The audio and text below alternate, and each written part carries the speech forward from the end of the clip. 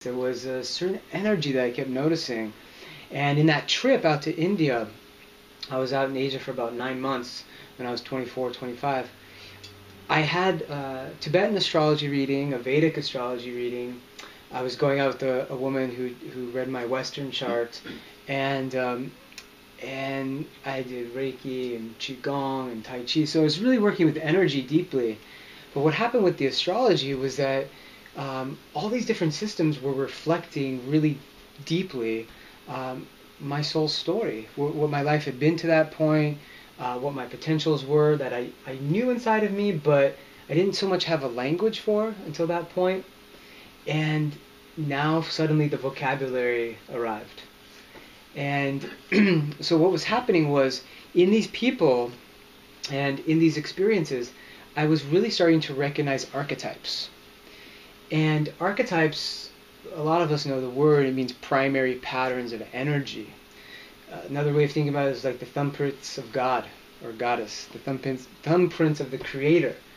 So once I started to study archetypes, then astrology was like this natural fit. It was a natural language.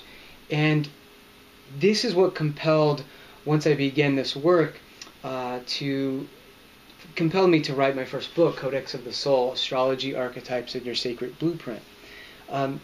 Because I started to see that for me, the easiest way of understanding astrology as a system of self-awareness was to understand that it's about pattern recognition.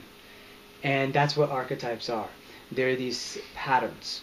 And you can see them all around you. In some of the foods we ate tonight, in movements of the body, in everything we do, archetypes are present. So that's the essence of this first book. And I was going to start tonight with reading just a very small section of the book. And then we'll go into both the nature of evolutionary astrology, which is archetypally based, and then we're going to go into human design. Now, human design is another system of self-awareness that, unlike astrology, which is thousands of years old and cross-cultural, human design is very, very new, and it's practiced all over the world, but it's a channeled system. Yet it combines 4 ancient systems.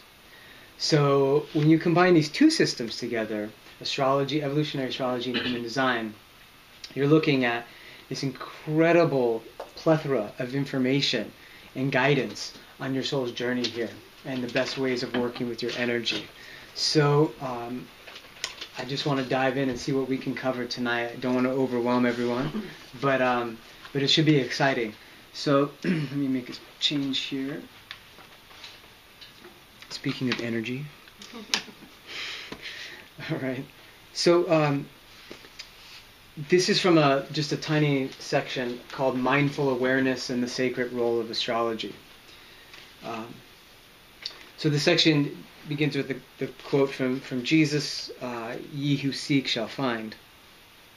The Buddha teaches that ignorance clouds all true understanding. Individuals with mindful awareness, says the Buddha, are free of harmful influence.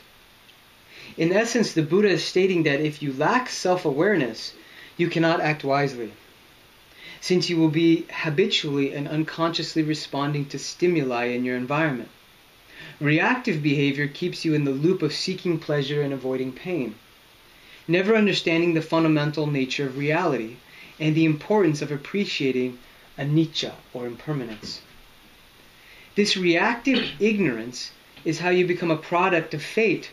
However, as you become aware of your soul contracts and your incarnation agreements, you can learn to steer the ship of your destiny as a co-pilot, not just ride the roller coaster as a passive passenger. And so this radical self-awareness is the alchemical mission of the modern avatar, such as yourself. Your role as an astral shaman is to transmute your base, unrefined, reactive self into a vessel of luminosity, an enlightened bodhisattva who seeks to serve all beings on their path of awakening. In many ways, it's far more challenging today than at any other point in history to remain mindful. From multiple online chats while writing an email, to texting while driving, to talking on the phone while watching the news, multitasking is a standard, expected, and sometimes necessary behavior. Yet the need for intentional, mindful relationship with yourself, with others, with the body of the earth, and with the sacred dimension of the heavens is essential for the continual survival for all of us. The astrological language provides parameters for this mindful attention, and its application in your life actually increases free will as you apply and integrate the lessons of the birth chart. Past experiences are studied to gain wisdom and perspective to apply toward potential energetic expressions of your future circumstances. Past and future embrace in an enhanced and empowered present as you compassionately strategize your life with evolutionary intention. So, the biggest energy we're working with right now, I think probably most of us will feel this pretty deeply, is needing to rid ourselves of that which is inessential, that which is no longer serving our evolution. That's not an easy process. And every attachment, every resistance that we have is rising to the surface now. We can't push it away. And so in this process, we need some guidance, some strategizing.